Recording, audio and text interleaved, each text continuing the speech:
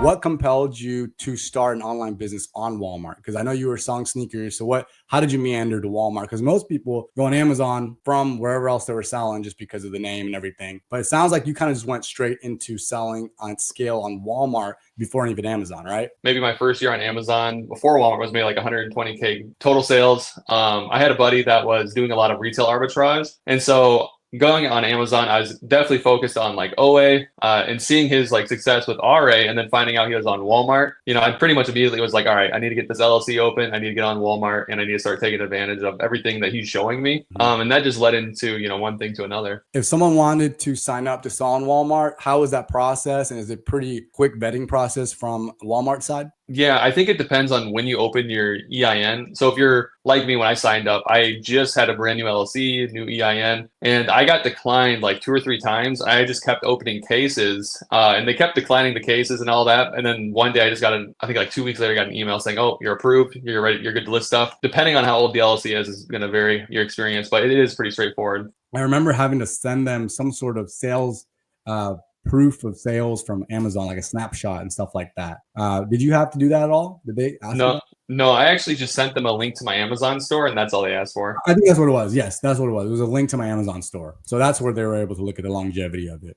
But okay, so in addition to that, you're saying that it's also your longevity of your EIN and LLC that they also check. Yeah, I think just for their automatic verification system, if it's still registering with the IRS, then there's a little bit of error there. How is the ungate process there? Is it similar to Amazon where you submit invoices? How long does it take? And things of that nature. Can you kind of expound on? Anyone ungating is probably not going to get one done for it seems like a month. I'm hearing a lot of feedback that Lego, a lot of these more popular brands aren't getting gated nearly as fast. In my experience, I was able to get maybe like a 72-hour ungate. If I sent them even a quantity one, I'm hearing like if you go to Walmart, buy something in store quantity one, or even from Target, you can get ungated with that. It doesn't have to be quantity 10.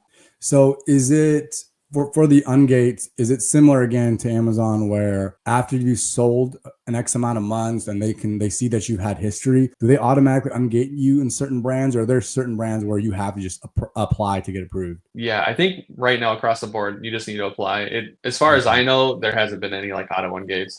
I'm trying to think. I know there's some items that will tell me there's that error message, right? And for the most part, I just sell them on Amazon anyways. My process is if I'm merchant fulfilling, which I do merchant fulfill quite a bit, I'll list them multiple platforms like Walmart and Amazon. So if it shows me an error on Walmart, it's not really the end of the day for me because I'm already selling it on Amazon. I have seen that things like Legos, it can take up to almost 2 months to get ungated. So and then another process I wanted to ask you about was things of like inauthenticity complaints and IP complaints, intellectual property complaints. I've had an intellectual property complaint on Walmart. They just kind of told me it happened. I got the violation and then I was just banned from selling again. There was no like appeal. I'm sure you could have appealed it and then maybe you can tell me about that. But has that been an issue for you? Had to deal with many IP like appeals. Most of the times, like if I do get an IP or some sort of error, just a simple case, I guess just opening a simple case. And most of the times it's maybe like a keyword in the listing that's getting flagged. And so if you just mention that, a lot of times they'll be like, yeah,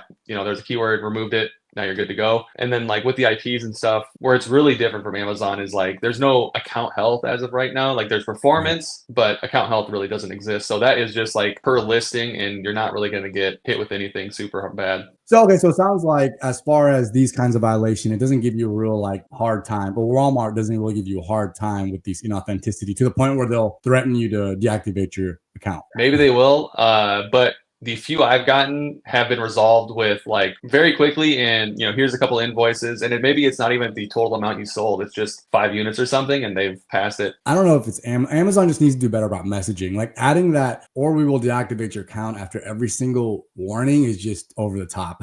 I think that alone, Walmart, if they don't do that, would just make sellers just less stressed out selling on that platform. I was going to say how they display it across the app too, like your Amazon account. I'm not sure Walmart does the same thing. I've seen a few maybe warnings similar, but it's not displayed constantly. People have been selling on Walmart for a while. Some of them have early access to an actual Walmart sellers app, right? There's not an actual official Walmart sellers app like there is Amazon, right? There is one on I think it's was it Boot Camp or something? It's a small beta, and right now I like a lot of the stuff you can do from it is maybe change your price, and that's you can't list from it. And even some of your sales data that's showing on it is pretty inaccurate. If you compare it to like your online dashboard, like from a website to the app, there is some variance. Another question for you that's kind of more on personal experience for me on Walmart.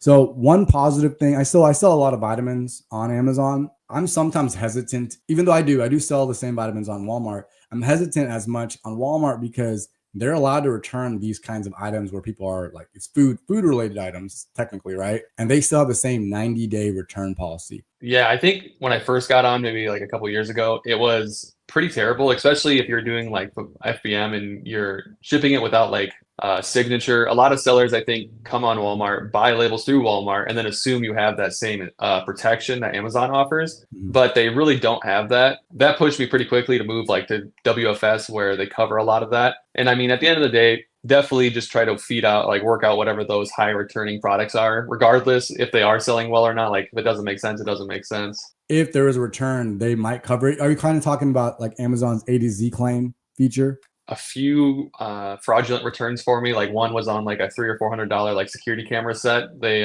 were able to catch that and obviously save me that refund. Right. And then also, let's say like lost after delivery. If you don't add insurance or like signature, if you FBM that, like you're not getting any kind of reimbursement. So do you have some sort of system in play as far as getting reimbursed for returns? It depends on what the customer selects. And I've had instances where I can't remember the exact like list of covered return reasons, but I've had them return like something just clearly broken, destroyed, and due to like missing parts or wrong items sent, but clearly sent new, came back like absolutely destroyed, and even with like it being obvious, they had like declined the case. So it has to be within their, I'd have to look, but within their given reason. Interesting. Did you see a huge spike relative to the rest of the year on Walmart?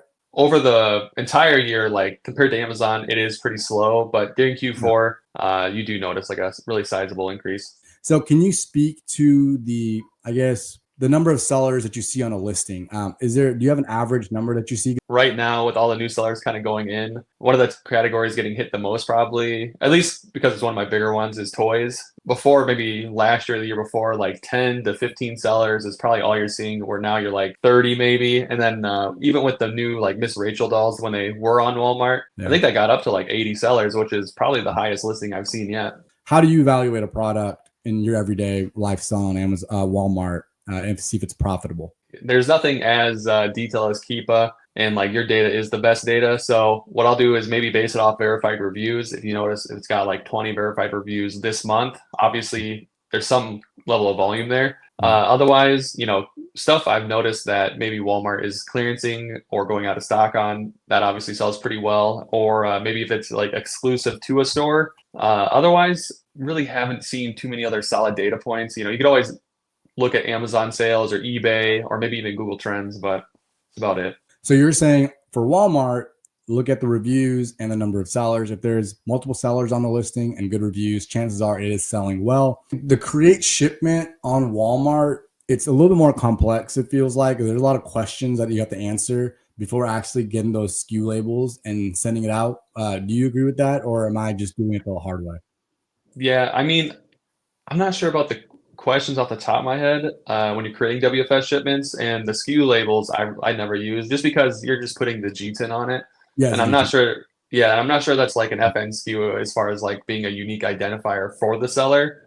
So there's not much of an advantage, I don't think, between the GTIN and just flat out UPC. So I'm making it harder. In your Walmart business, what is your most preferred category to sell, and then your least favorite category to sell, and why? Anything baby related, baby monitors, whatever. I got some really good clearances for like Walmart to Walmart, and these monitors were maybe like $10 to $20 selling for like $100 to $200, and I swear every single one of them got returned. Yeah, toys, especially like the bigger toys, the pain, because you got to find the perfect box for it. If you're merchant fulfilling, at least. But overall, on Walmart, I haven't seen that many returns from what I sell, so that's still a really good sign.